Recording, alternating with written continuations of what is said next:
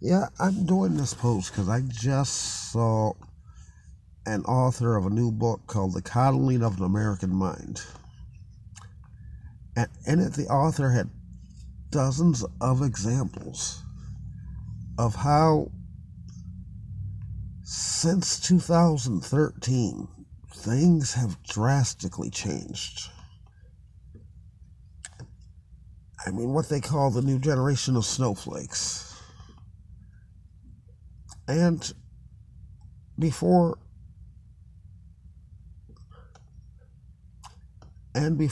I criticize these people, I just wanted to say my generation is sorry. We created you. We coddled you. We did the, oh my God, this kid can't go outside. We let you sit at home with your personal devices. We told you the world was a scary place. We retarded your social growth because we were scared and we were wrong. But now that what's happening is all of these people born right around 9/11, they're going to college. And you have teachers, administrators, students all scared to speak their mind because anything that's different from the norm,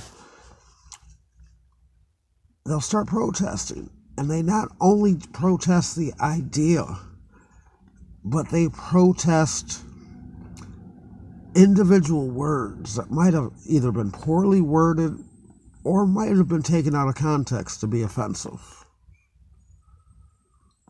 One example he cites, I think, was Santa Clara. I don't know if it was Texas or New Mexico, but what it was Santa Clara College. Not sure, where exactly that is, but a student dean responded to a Latina student who wasn't fitting in because it was a mostly white college that was getting an influx of Mexicans.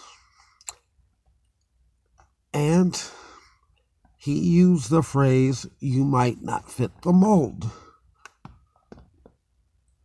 which, considering you're saying you don't fit in and you're a different color than 80% of the student population, different experiences, you don't fit the mold.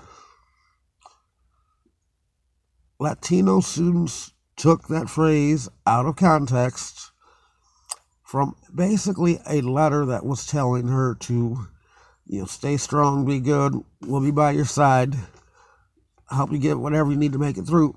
Took that out of context and said that this dean, I don't know if it was a dean or if it was a president, but he had to be let go because he said Latinos don't fit the mold. And they went on a hunger strike. See, this to me is bullshit. And it scares the hell out of me. It scares me for two reasons. One, I think no matter what your color, you come from the city, you come from a place where you have to be harder. And all we have on one side is people being strong and stupid. This nationalism that's increasing, this belief of going back to a simpler time, without any acknowledgement that because of a global economy, we can never ever go back to a simpler time.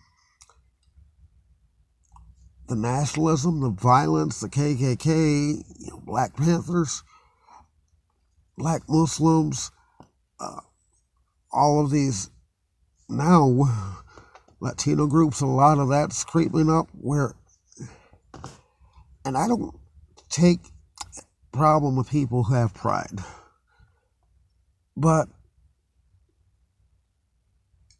once you start talking about pride in a race instead of pride in the country, pride in the fact that we can do better, the violence tends to increase a lot more quickly.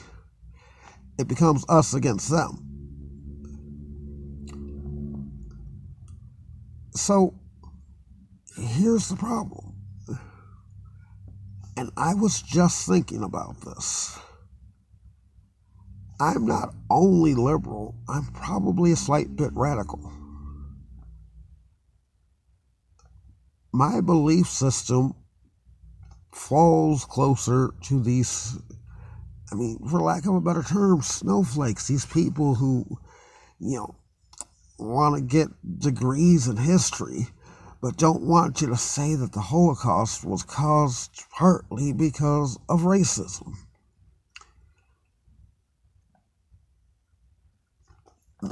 Much of what they believe, I believe. However, had to grow up harder.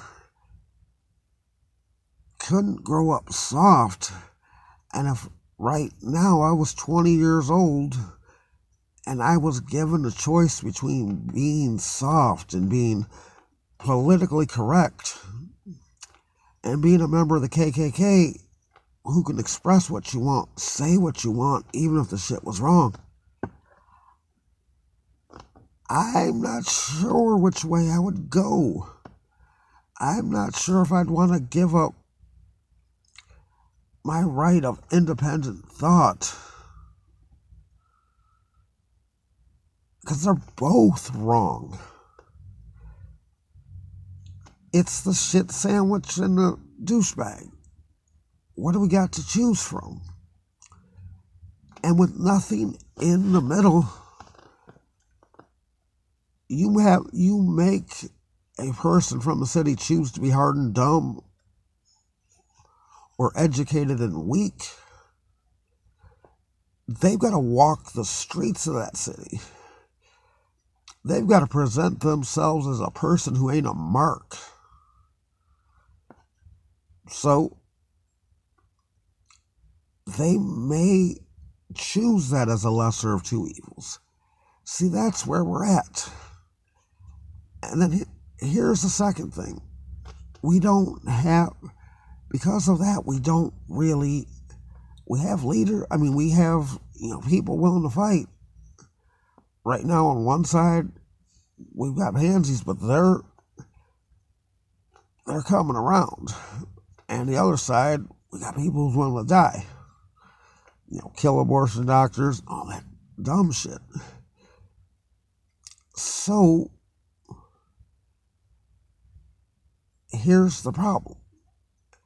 I think the people that are acting like pansies, and they've shown it, with the Charlottesville, where they came out in force ready to fight, they're going to have to act more like the other side. But because they're so easily offended and so partisan and so told that whatever you think is right, there won't be a middle ground. So people who would have been in the middle, like the way I am right now, will have to choose sides. And without any sort of middle ground, any sort of compromise, it all becomes more violent.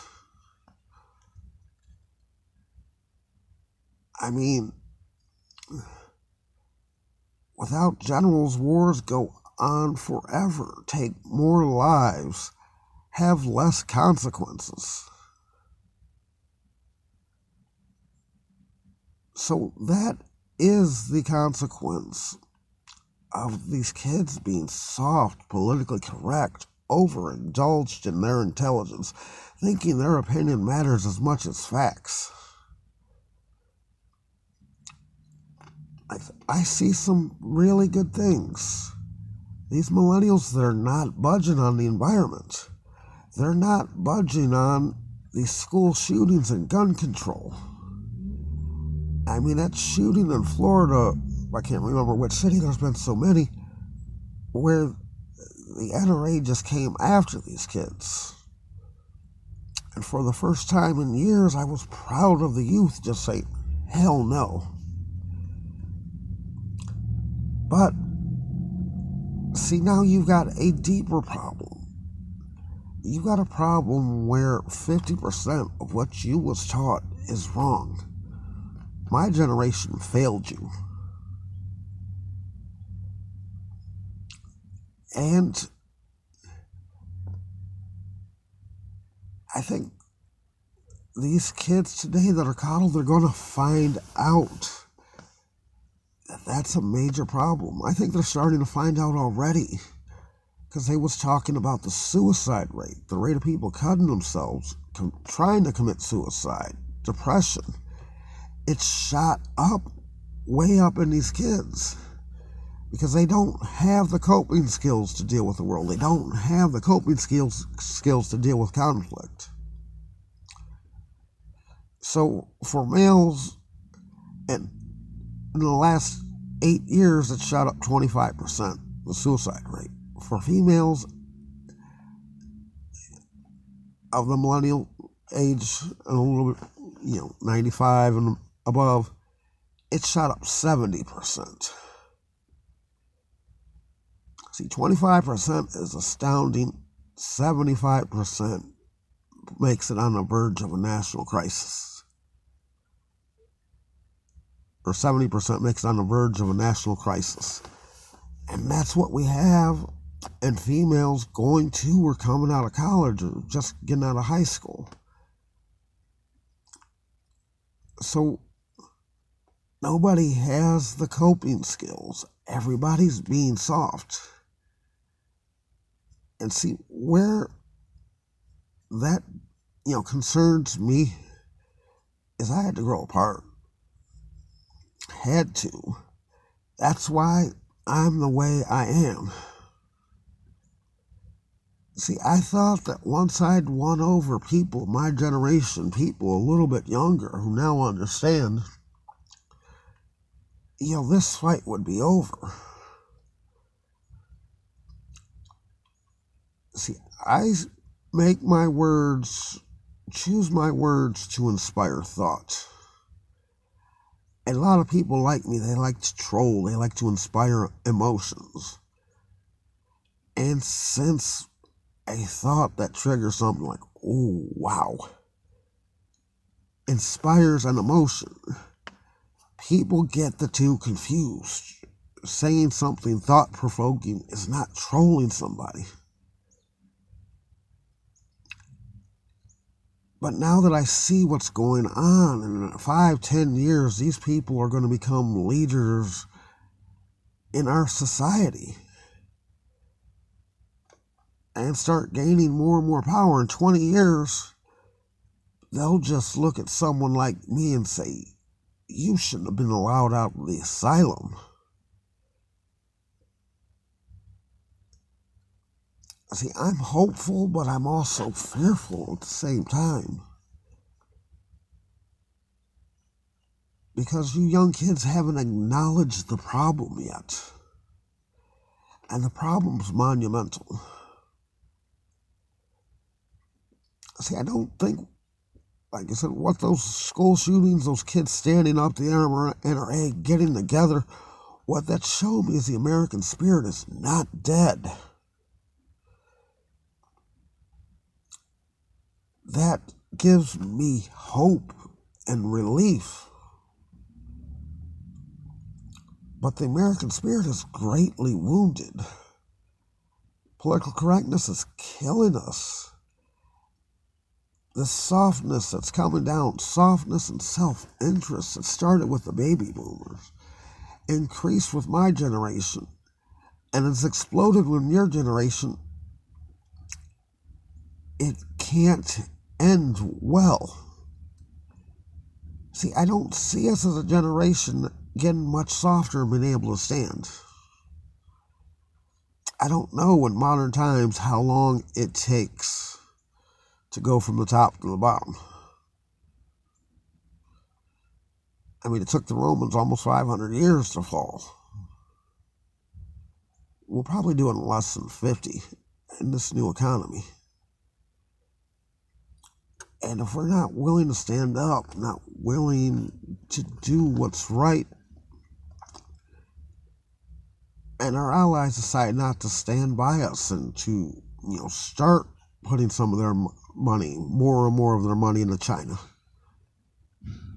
we could lose this thing quickly.